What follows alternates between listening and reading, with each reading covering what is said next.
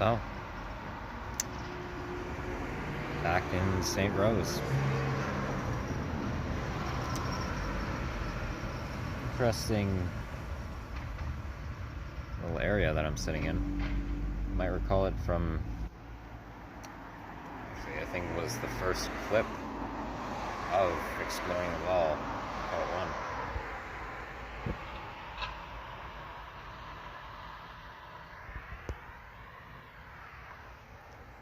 It's a very beautiful area, I'll give it that, other than the, well,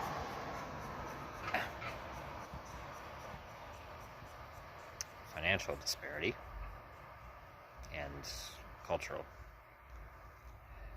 deprivation and degradation.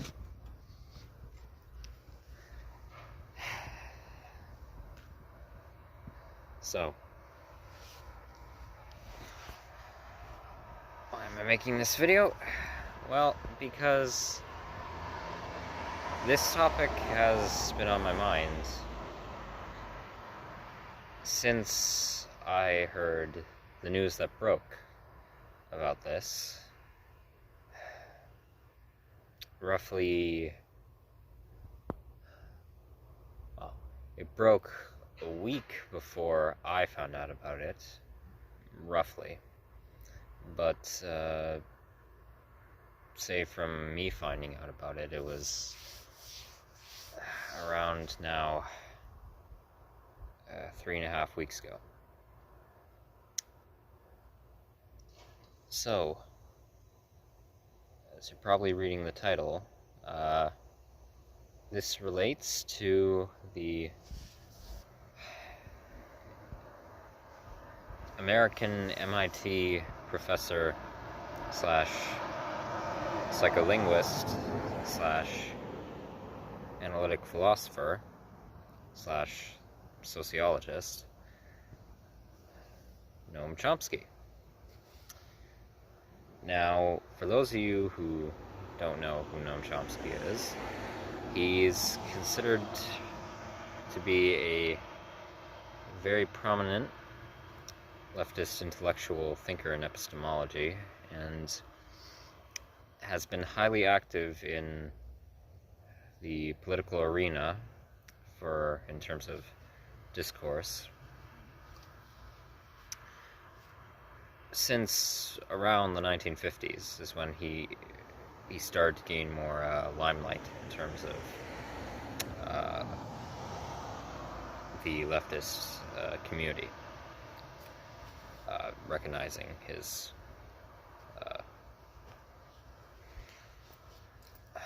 moral ideals and values and what he was calling for. And he's also a highly prominent figure in not just philology, study of language, in linguistics, and how languages are structured, mainly. But he's also has been a highly influential figure in neuroscience as a whole, and linguistic psychology, because he proposed the psycholinguistic theory of universal grammar, which posits that human beings, in terms of neuropsychology, have the innate capacity for understanding and articulating language, hardwired within the reactions of the neuronuclei within the frontal cortex of the cerebrum, of the brain structure. And that it's because prior to when he proposed this theory, which was, again, I believe, the 1950s, and was one of the major things that garnered traction for him in regards to his ideas that he's presented to the scientific community. Prior to that, it had been theorized by certain other psycholinguists that, and also just in general cultural understandings by various demographics and societies around the world, that language was just something that was solely learnt based on your cultural setting. It was just something that was basically, well, I really don't know how to describe the thought process because I obviously don't believe in it. I believe in universal grammar. Basically, I guess people at large kind of just thought language was just something that came out of your mouth, or in nonverbal communication was just something that was gained from your situational environment, which to some degree obviously is true in terms of what language you learn as a child and what linguistic traits you're surrounded by for communicative purposes. But he proposed the theory that in terms of our central nervous systems, that the frontal cortex has the ability, and in the connections between, well, the frontal and prefrontal region within the brain structure, that our cerebrums have the capacity built in for semantic memory recall and syntactic structuring, I believe it's called, for the formation of vocabulary and understanding of what, in regards to what language you grow up learning, what pieces of grammar are properly connected and properly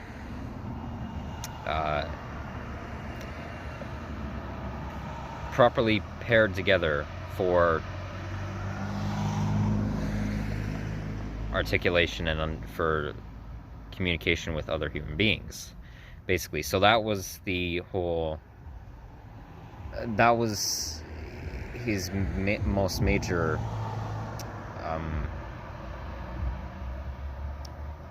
proposal to the scientific community. That is what was one of the main things that launched him into the spotlight.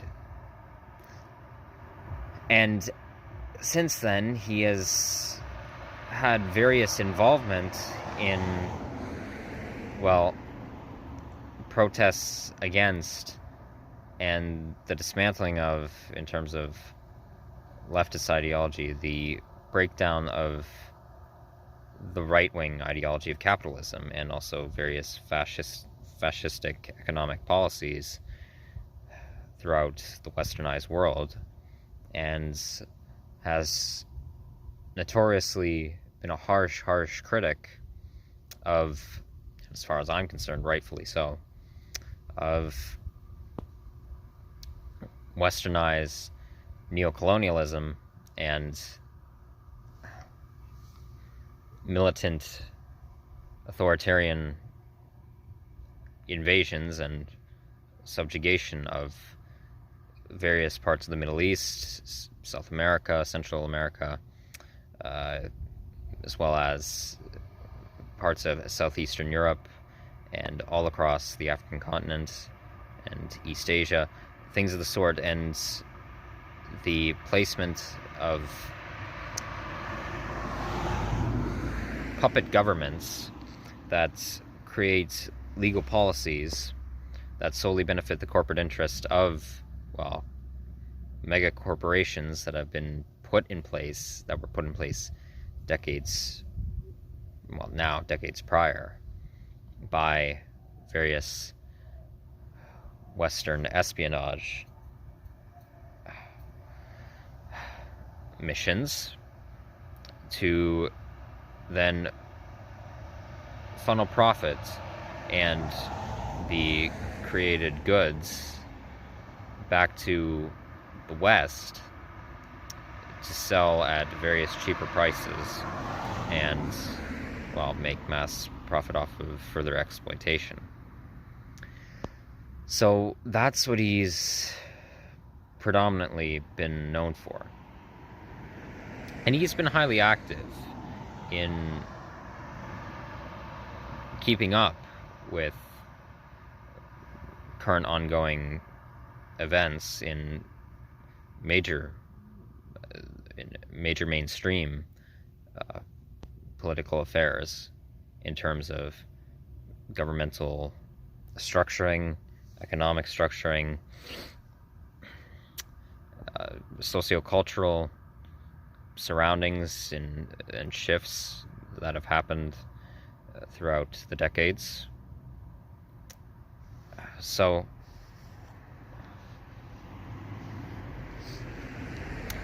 needless to say, he's been very, very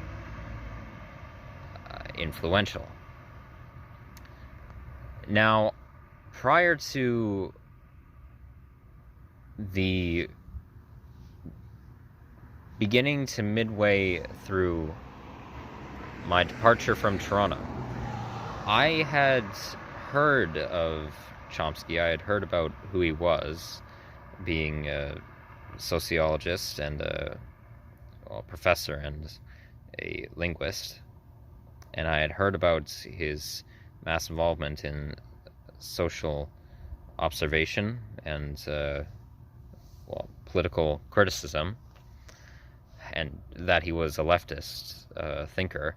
But I had never, beyond that, I had never actually known his mass influence, at least in terms of the theories that he's proposed and or written books by him, like non-fiction works that he's done, or I hadn't known anything about him other than like what his position was in like political ideology. I hadn't known. I had been meaning to for a while, actually, before leaving Toronto, look more into him and his, well, moral stances on things and who he was as a person. But, well, things happen. And it wasn't until I gained the restaurant job that I had in the village of McCracken's Landing, Ontario, and befriended one of the cooks there who was a massive fan of Noam Chomsky's work and various talks that he's given and ideas he's put forth. It wasn't until then that I decided to, once I got to Ottawa, finally actually begin researching him and trying to, well, know who he was and more about his philosophies and his influence within leftist ideology. And after doing so, I can easily say that in terms of everything that he's put forth, he easily has become, or was, from Ottawa up until about 3.5 weeks ago, he has become one of my biggest influences in terms of, well, ideological understanding and, well, leftist morality, basically. Furthermore, incorporating his ideas into my own work for neuroscience and well, the other theories I propose for sociology and philosophy and things of the sort. And if you go watch my scientific proposal videos, I even cited him. Like, I said it for some of them, but I have cited him mentally right now. But once I finish typing out my theories fully, I will cite him for many of the ideas that I've proposed, because that's how much his work has influenced me. And I can easily say that he had become one of my favorite,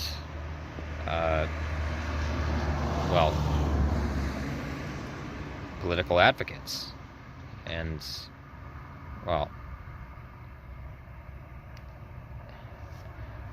analysts, just in general. And I don't mean that, obviously, in any sort of idolizing sense to him, because I don't believe in idolizing people.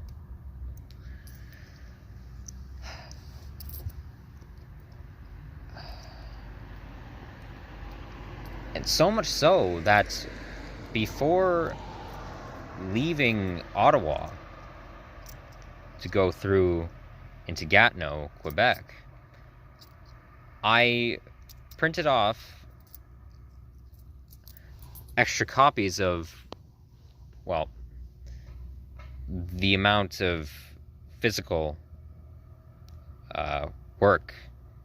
typing work that I had done for my theories. As if you watch my scientific proposal videos, I read them up to a certain point, and then I just actually talk about the theories themselves and the rest of what I'm trying to propose, just freehand, without any sort of printed out copy. But what I had done of them, I printed more out to send to various specialists and, those who had been a huge input into my thought process behind my theories and implementations. And I was going to, and what I had planned to do was send said copies off to said specialists and various others who had influenced my work. And one of them, if you watch Exploring Gatineau Part 2, when I was crossing over the bridge, I had mentioned how one of them was Noam Chomsky. And I did, in Ottawa. I sent basically a pamphlet of my unfinished work, theoretical work, along with at the time, my finished diagrams, which I've now redrawn, but the original ones I had printed off. I'd photocopied versions of my diagrams that I had hand drawn for each of these pamphlets I had made, to the amount of specialists that I could get done. I didn't print off as many as I wanted to for everyone who is still alive that I cited, but regardless, he was one of the ones who was still alive that I did get printed out for, the information that I wanted to get sent off, the amount that I did. And when I got to downtown Ottawa, I stopped by the main post office down there and sent it to him. I addressed it to his office, I think, in the linguistics department of MIT University in the American state of Massachusetts in America, because I just thought he should have it, because it was just for his own review, as it was going to be for everyone who I was sending them to, and for him to analyze for himself. If he wanted, I actually also left my email on there if he wanted to just send back any thoughts he had on it, any critiques, any criticisms he had, any just general thoughts he had about what I had sent over, because I was interested to hear, or if not, just for his review, because he had greatly influenced them. So,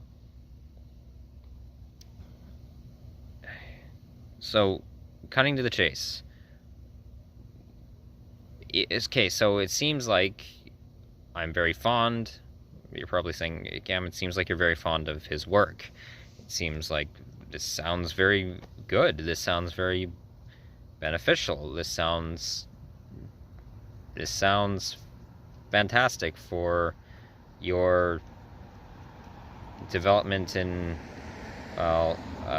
social observations and your own analysis process. So what's the problem? Well, about, as I said, when I heard about it 3.5 weeks ago now, I saw some news articles, and then once I saw them, because I was like, what? I then decided to reconfirm, look up more information to see if it was actually true, and yeah, it is. It wasn't fake news, it wasn't false information. It was pretty well, it's been confirmed that there were leaks, apparently. Somehow it was leaked that Noam Chomsky, during sometime, I believe, in, I think it was the mid to late 1990s? Around there, I think. I'm going to have to recheck that. Maybe it was the late 80s. Well, he had apparently done some amount of financial transactions with Jeffrey Epstein.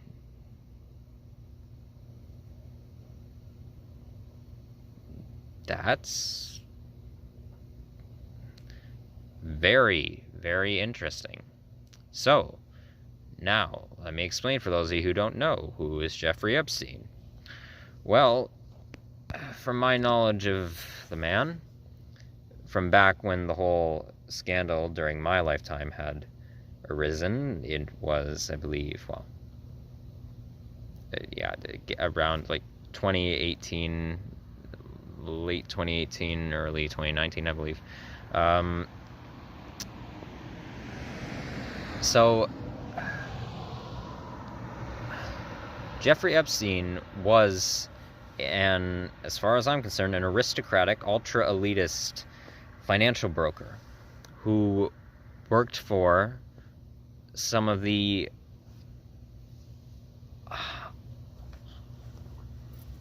highest expense banking firms. I believe it was banking firms. Well, organizations that were affiliated to mega corporate private banks in New York City. And I believe also had mass affiliation to various, ultra capitalist and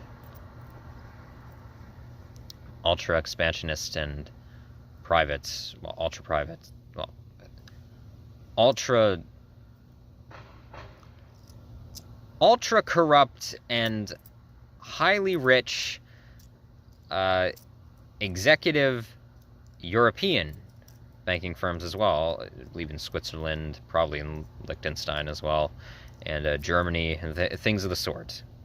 So he had a lot of very, very powerful, highly corrupt connections. What made him so famous in regards to his work as a massive executive financial broker was he was involved in the transaction dealings of many, many very highly wealthy individuals, and also those who were high up in governmental politician ranking, as well as certain mega religious figures for various, well, mainly I believe Christian church organizations, especially in the southern United States, as well as certain mega Jewish religious organizations.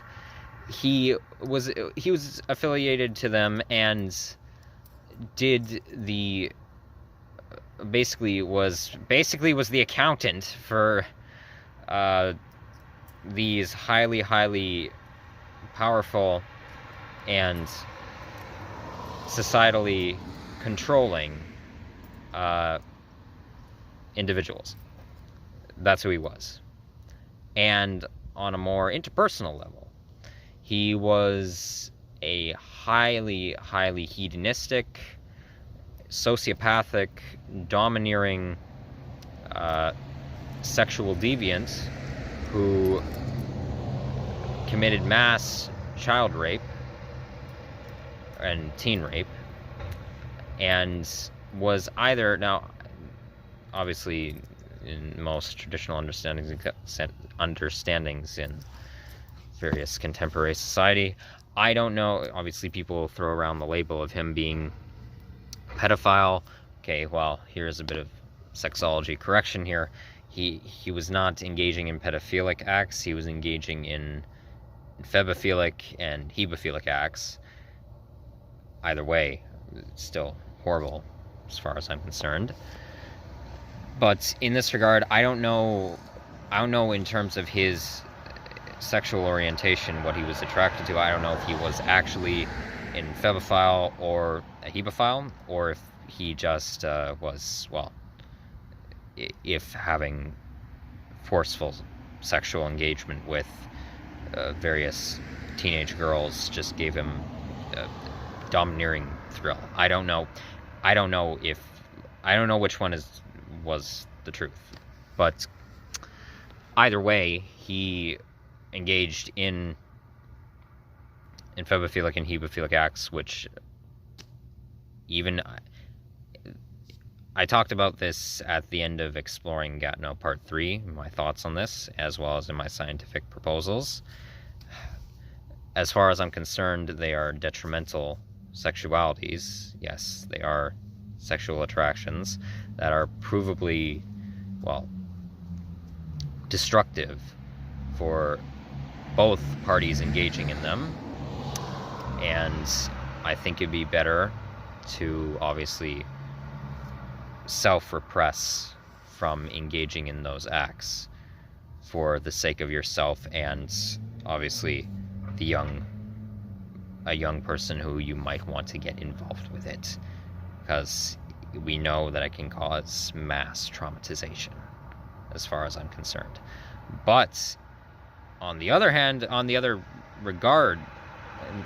regards, either way, still mass sexual assault and rape, because all of it was forceful, and also he was found guilty and found just mass proof of human trafficking, of sex trafficking of these various young women, many of whom were affiliated or the children of other ultra elitist, high upper class individuals in the corporate world who, well, were able to just convince their daughters, I guess, or coerce their daughters into working on at his various, I don't know how many resorts he owned. I think it was there was 2 in the state of Florida. I think there was,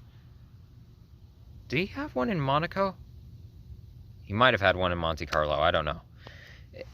Convincing them to basically work as, I guess, apprentices or interns at various places that he frequented or that he owned or had high executive authority in, and worked like right with him. Also, I believe some on his private island, because he had a private island that he had owned and had basically a resort on for himself and everyone he was affiliated with. And in that regard, that led to obviously the mass opportunity for him to sex traffic these young women into either being brought to the island or just whilst on the island,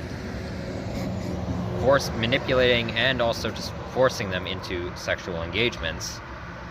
And also, I believe I'm gonna have to recheck this, but even if I don't find it, I'm sure this is true, as I can just piece this together with what information I have right now. Clearly, definitely those who weren't even women who weren't even affiliated directly to his connections. I'm sure there were sex slaves who were trafficked to the island just from various parts of the world. I'm sure that happened. But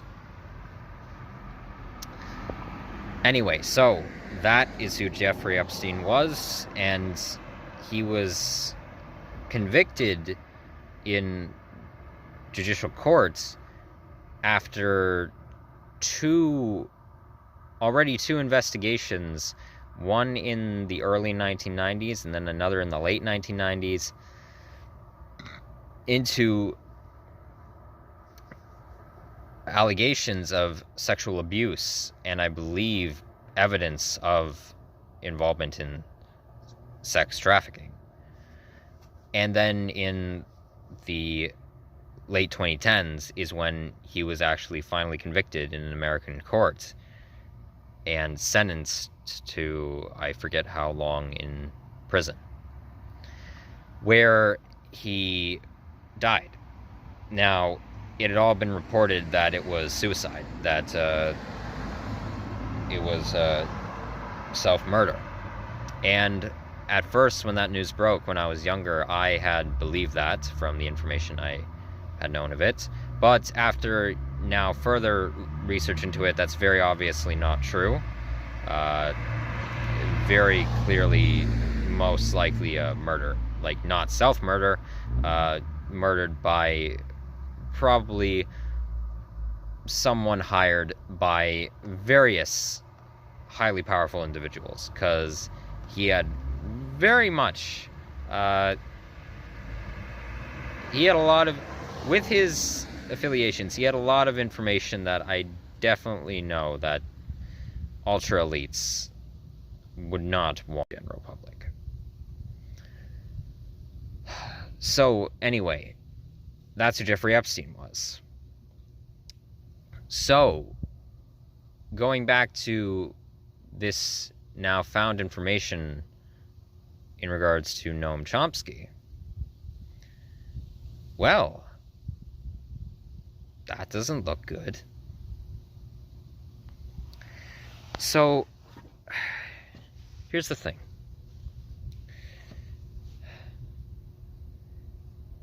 The news organizations that have been reporting on this have ranged from performative activists who are disguising themselves as leftists or left-leaning media platforms, when in reality it's just subtle rightism, which is used to garner profit from those who tune into it, to ultra-right-wing news organizations that are taking every opportunity possible to not just slander Chomsky, to slander the entirety of the left wing and portray every single ideal value held in leftist thought process as the worst crimes that humanity has ever faced.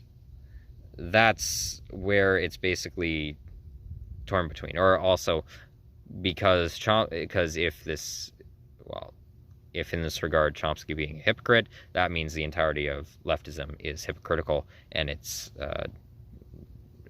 it's demoralizing. That's what this whole debate is kind of sandwiched in between, as far as I'm concerned.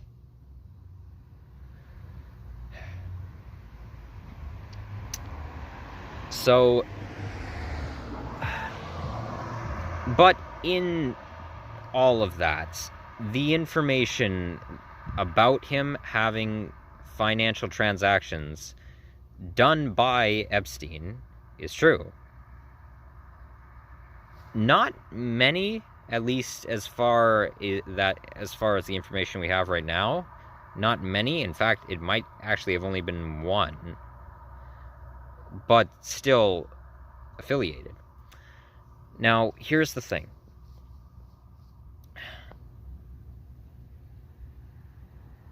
Chomsky was questioned about this.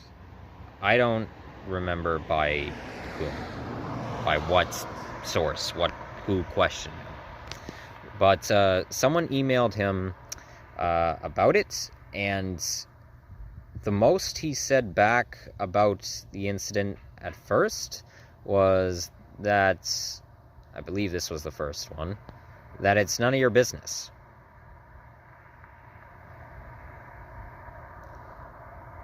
And then, after, I guess, prodding from said person,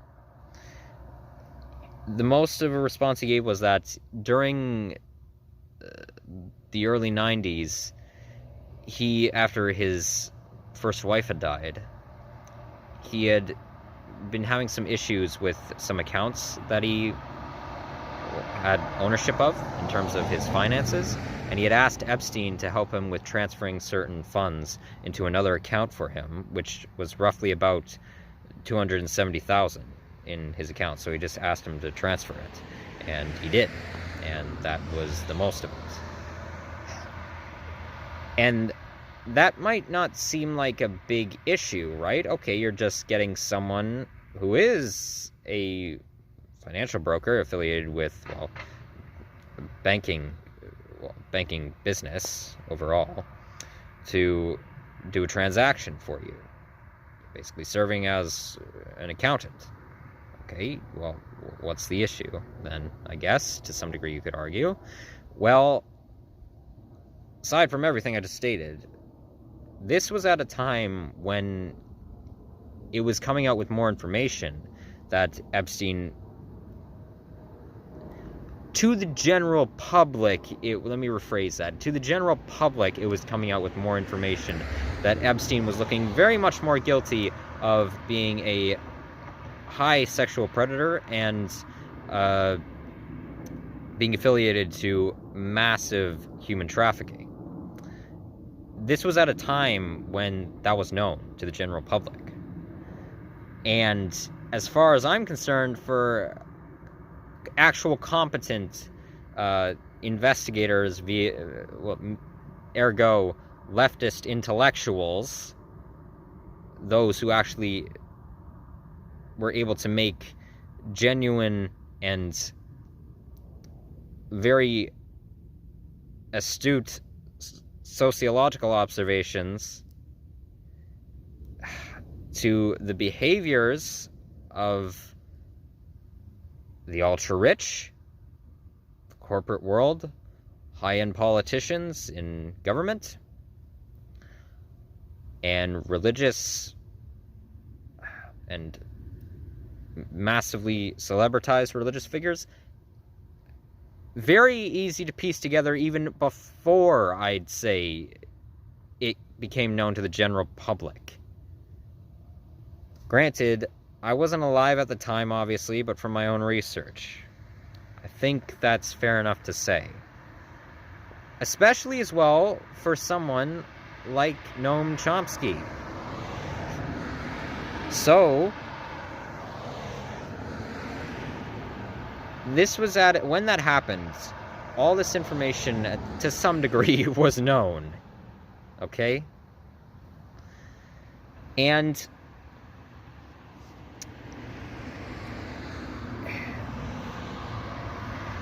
not only that, Chomsky, it's also now known that Chomsky didn't just do a financial transaction with him. He apparently flew out to Boston when is MIT in Boston? Okay, well, Chomsky was somewhere else, and then he flew to Boston. No, okay, never mind. No, he flew from Boston to New York City. Never mind. I think, yeah, New York City. He had flown to New York City to have dinner with Epstein and discuss political discourse and just various scientific phenomenons of the era that they were in, and, well, sociocultural dilemmas and things of the sort, just to have, I guess, a debate, friendly little debate, as well as sitting in with Woody Allen, the writer and film director, who had his own slew of controversies and allegations thrown towards him. I'm not going to comment on Woody Allen. I know nothing about him other than that. I've seen some of his films a very long time ago, portions of other ones. I know about the controversies with him, his daughter, his stepdaughter, one of his wives.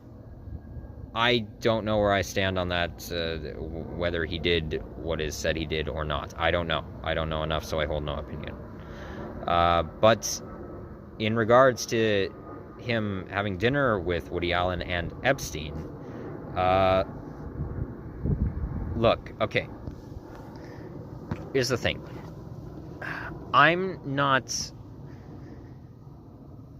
Take a shot for how many times I've said here's the thing in this video so far.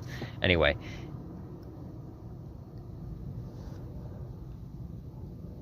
this is probably going to offend a lot of people in the leftist community. I don't care. Or I don't abide. I don't abide.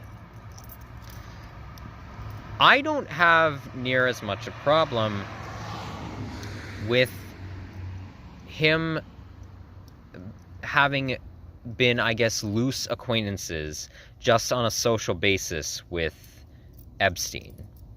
I don't have a problem with that per se.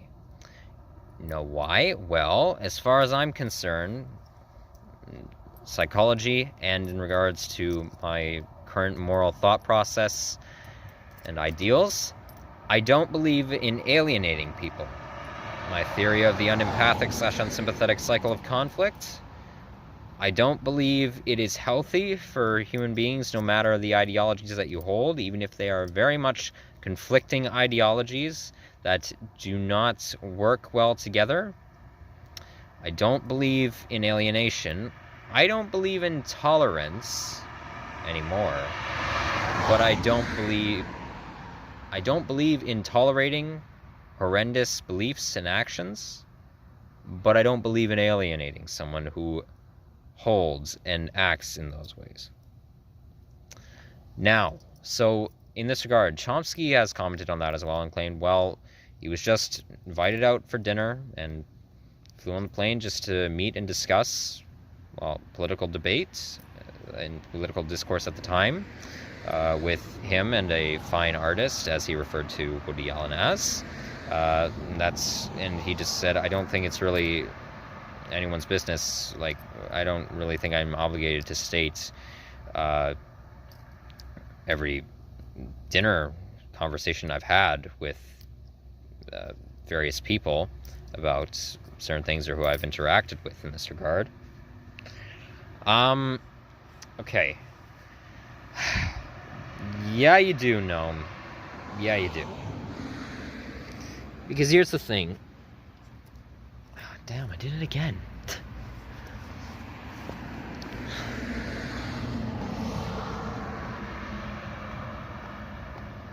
The only reason I'm commenting on the fact that he had dinner and met with Epstein on this occasion, he might have also done it on another occasion, but why I'm commenting on that, even though I'm saying I don't have as much of a problem with it, is only because of the fact that he also had financial affiliations to him, technically through the transaction that they did. That's the only reason, because in company with that, it looks highly, highly suspicious. Look,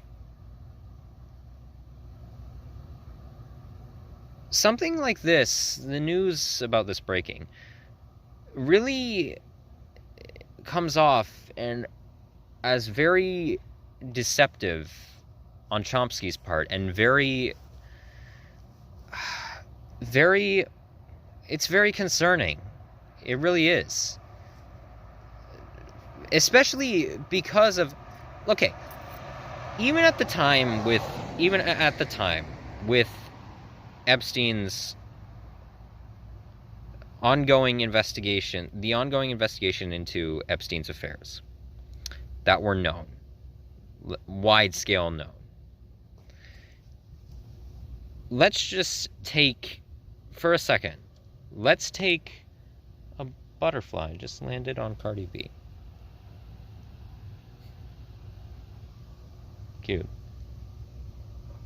Okay, back to talking about this. Let's just take the fact that he was a mass predatory rapist out of the picture for a second. Let's take that fact out of it. Let's say in this hypothetical scenario that wasn't the case, that Epstein wasn't. Let's say that he wasn't a sexual predator. Let's remove that from existence for a second, okay? Why would someone like Noam Chomsky, who is staunchly socialist, staunchly anarchistic in what he claims to believe, or more leaning between anarchism and libertarianism, left-leaning on both of those ideals, staunchly syndicalistic, just staunchly left.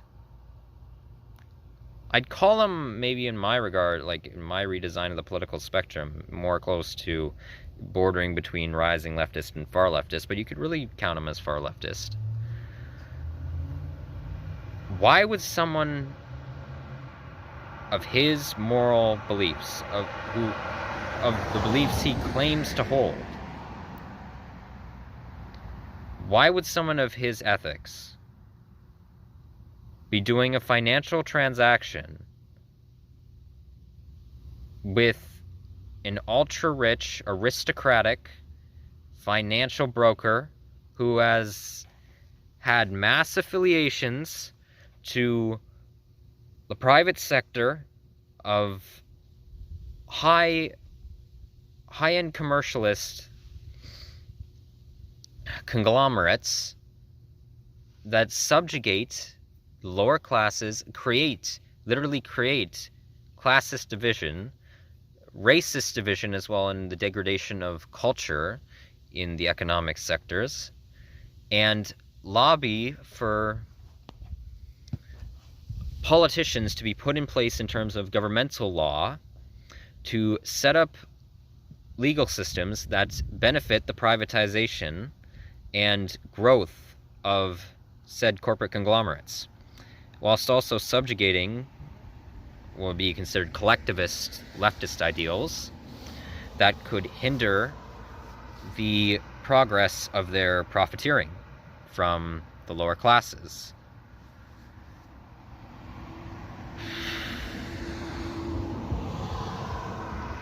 Why would he be doing any financial transactions with someone of that position if he truly believed in his ethical ideologies? Now, in this regard,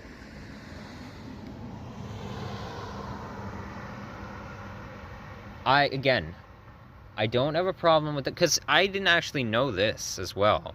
There is something that is more helpful with the information we have right now to Chomsky's case is that apparently, I found this out at the same time I started researching about this information, that during like the mid to late 1980s and early 1990s, it apparently was notorious that Epstein did try to actually not just surround himself with the elites of societies, but he did try to actually surround himself and be involved to some degree with the lower end, I guess, political discourse of various things that were happening historically at the time, especially in America, and surround himself with, or interact in some way in various leftist discourse and rightist discourse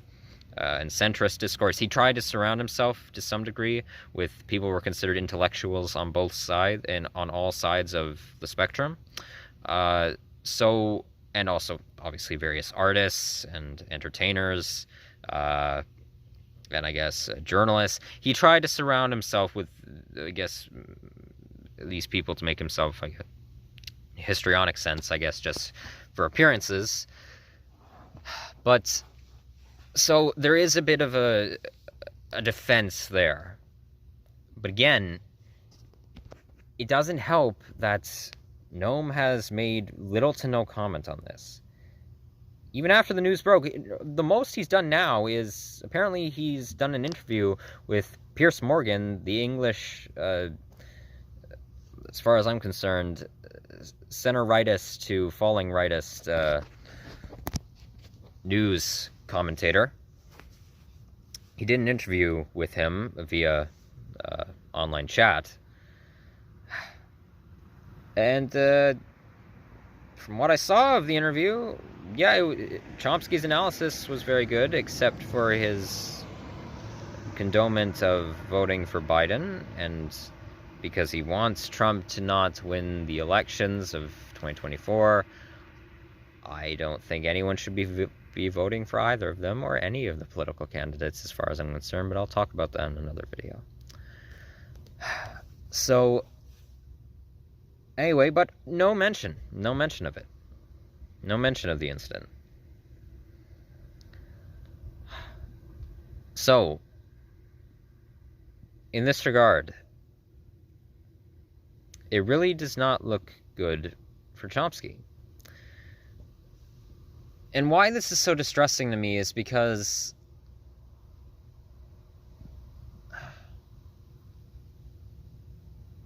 I feel like a lot of people who have, in terms of leftist ideals, who have looked to find those who share a similar, just on a psychological basis, similar mentalities as them, similar philosophies, or some sort of potential shining hope for true change happening in society. I feel as decades have gone on, from what I've noticed, that's getting dimmer and dimmer and dimmer and dimmer. I already said in my Made It to Thurso video that as far as I'm concerned, things can get better. They can. But the reality is, they're not. Really, they aren't, at least not in any truly major degrees. They're not getting better. They are getting worse. A lot worse. And something like this feels like I can safely say, and I think I'm justified in speaking on behalf of various people who have been fond of Chomsky's observations. This was a real stab in the back and a disappointment almost. Well, disappointment, but almost a stab in the back. But that would be helped greatly, no matter the truth as far as I'm concerned, if Chomsky actually spoke about it.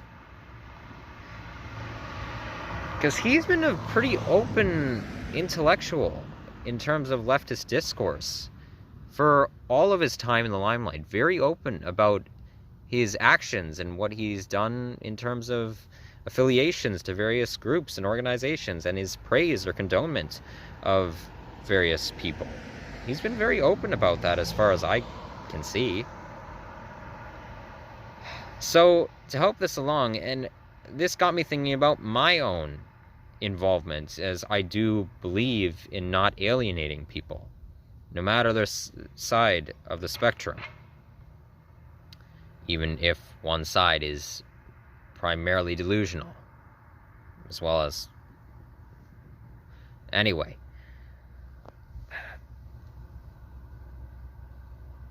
So, this got me thinking about who I'm affiliated with. And I've talked about in various videos before how I have right-wing friends. I have rightist friends who very much are pretty well... Okay, so what I'm going to do right now, actually, I'm going to be completely 100% honest and open about people who are highly, to some degree, or at least highly affiliated to people who are very influential on a governmental basis and economic basis, just general societal basis, and also are highly corrupt, but I'm still friends with, because I don't believe in alienation. I'm not going to say names, but I will talk about them. So, I have mentioned a certain friend of mine in past videos. I mentioned them in my Made It to Ottawa video. A friend who I believe to very much have heavy leaning traits of sociopathy, very much psychopathic traits, lack of empathy, very unsympathetic, much more reserved, and they're very much as far as I'm concerned, have antisocial personality disorder. I don't believe that they are a full-blown sociopath. I don't think they have psychopathic personality disorder, but leaning traits of it, and personality-wise and persona-wise, and very much definitely antisocial personality disorder. They are highly uncomfortable around people. It seems to be. They've told me this in conversations that I've had. And they very much are ultra-capitalist, very much fascist. As far as I'm concerned, capitalism is a form of fascism. So they're fascists. They hold very racist ideals in some regard, culturally degrading ideals. They're very homophobic and very transphobic in many regards. And they can also be rather Islamophobic and anti-Semitic. So, but in this regard, they have been one of my best friends for a very long time. We have had very, very long debates. Peaceful enough debates, though it could get heated at times, in regards to ideological affiliation and moral stances, and well, our psychologies, and our different psychological states. And the one thing that me and them agree on actually is religion to a certain extent. They're more anti-theistic. I'm obviously an agnostic atheist, so I would say I'm overall easier on religious belief than they are. But either way, that's one of the few things we really agree on. But in this regard, they have been there for me at times where I felt like hope was lost. And they have actually been one of the most influential people to me for helping me get out of my suicidality phase of depression, when I was still living in Toronto, just before I left the city. They were I mentioned them, actually, an incident with them in my night cab ride in the suicidal ideation video. And they, right now, here's what they're feeling. So not only do they hold these very much rightist viewpoints, they are also a family member of the current deputy mayor of Toronto, Ontario, Canada. Yep. Who is currently filling in mayoral duties because former mayor now, John Tory, has stepped down and resigned because, well, voter support was definitely going against his favor, and I guess, well, his lobbyists were just like, okay, enough, we'll put someone else in and then you'll get to live cushy and comfortable in your mansion, wherever it is, and we'll keep funneling money towards you, but get out. You're not looking good for our city right now. So we're going to put someone new in, and until that time, this person is going to fill in for you. I'm not going to say what position in the family unit they hold to this person, but they are a family member of the current deputy mayor, filling in because Tory is now left. So their family has high political influence, and from what they've told me, and very much from their class status, as they very much are of upper middle class status to bordering high-end wealth, very highly privileged financially, also carry ethnicity-wise and cultural background, very much racial privilege, and very much sexuality privilege as well, in terms of, well, general fashion attire that they had on, and how they present themselves. Gender-wise as well, they also mass privilege. A lot of high sociological, cultural privilege.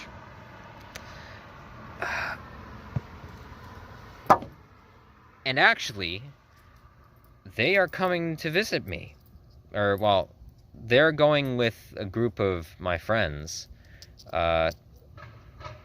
to see a concert. Well, they're not going to see it, but they're coming with them for the trip to see a concert in Montreal. And I actually talked with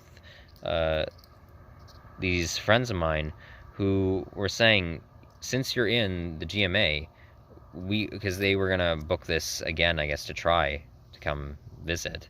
Since you're here and you're going to be passing through there, let's visit. Like, let's hang out.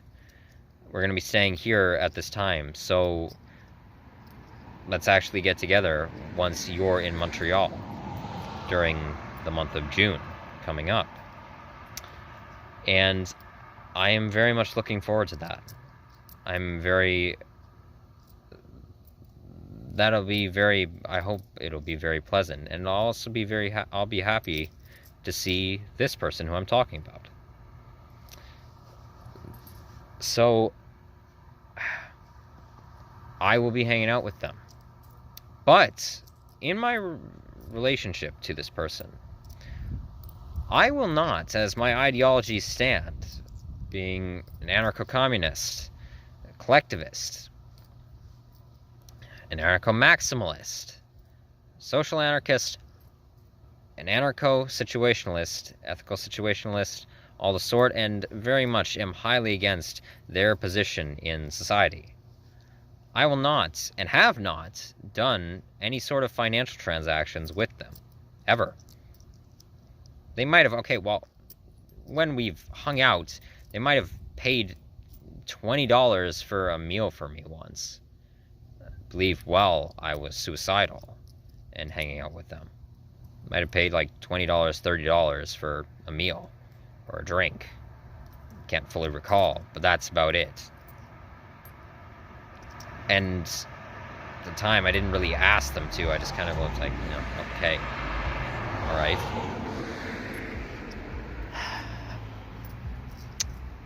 So, but other than that, in terms of major financial transactions in regards to my bank accounts, my funding, I will not do any sort of business with them on an economic level. I won't, and I'm making that clear, or I try to never do that. Because I don't adhere to their built-up placement that they adorn in society. I don't. And I don't adhere to their ideologies, at least as much as possible. So,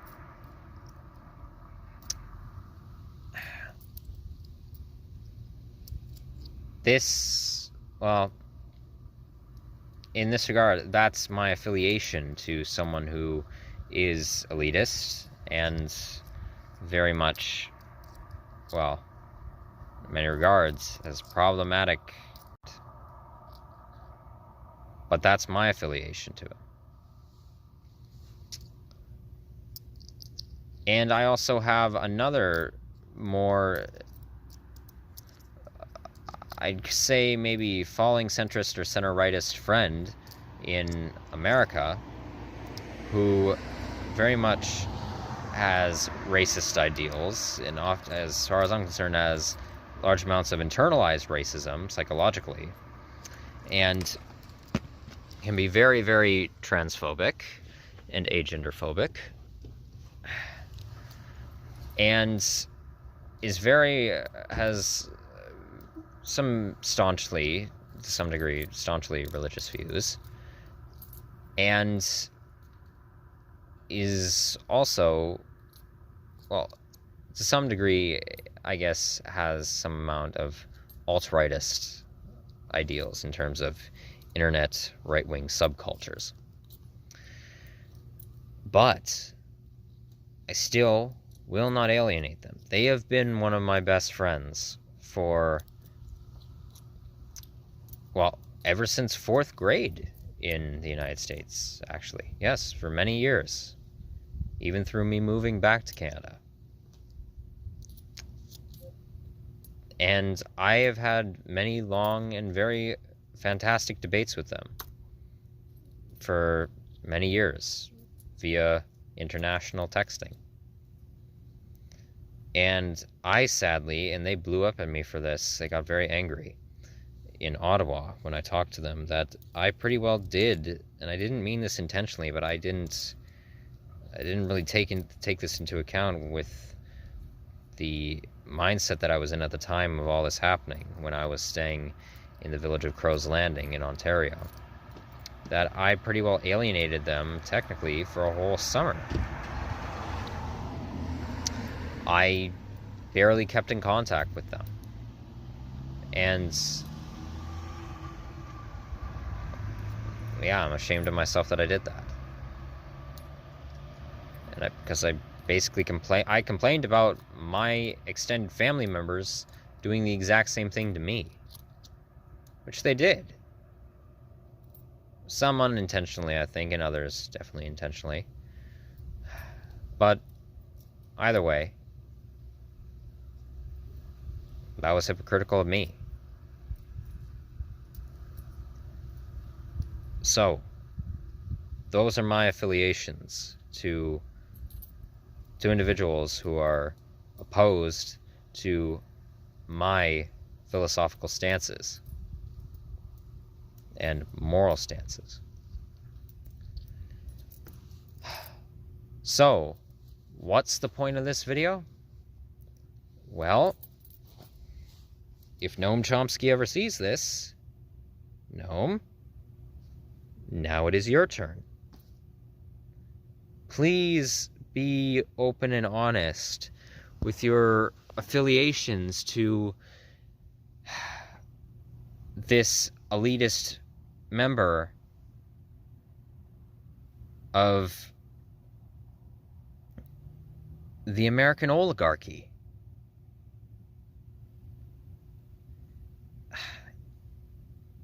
Because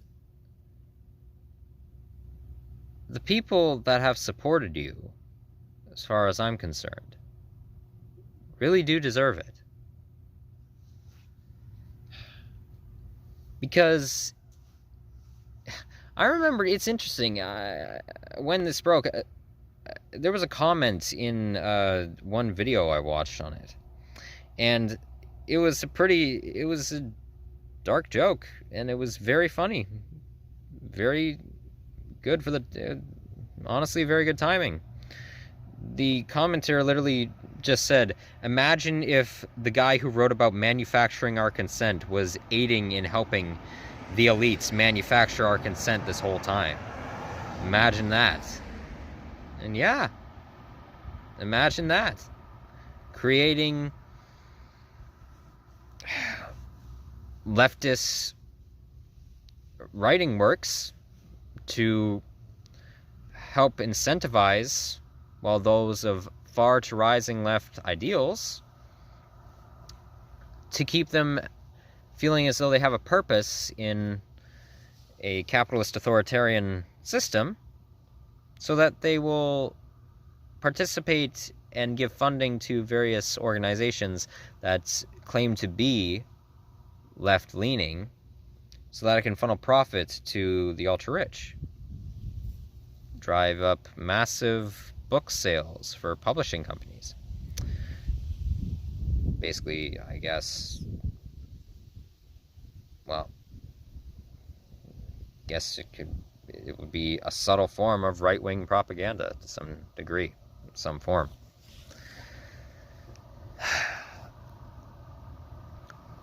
So, and if that were to be true, then, and Chomsky was benefiting from this and literally doing that purposefully, then as far as I'm concerned, Noam Chomsky is, if that were to be true, he would be the greatest mass manipulator in all of political debate history. He would very much be an incredibly covert sociopath, dark empath, very clearly, egocentrist to the max, histrionic to an encroaching extent, all of it, highly morally corrupt, if so. So, Noam Chomsky, as someone who not only a few months ago became highly influenced by your work,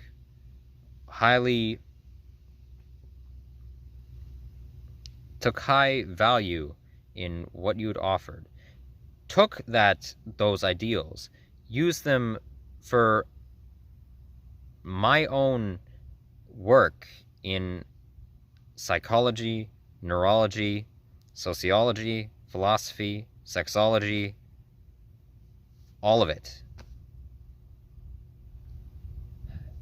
Then put this out into the world. And then sent said work that was unfinished, or parts that were unfinished, and then the diagrams that were finished, sent it to you and various other specialists. I think you owe an explanation.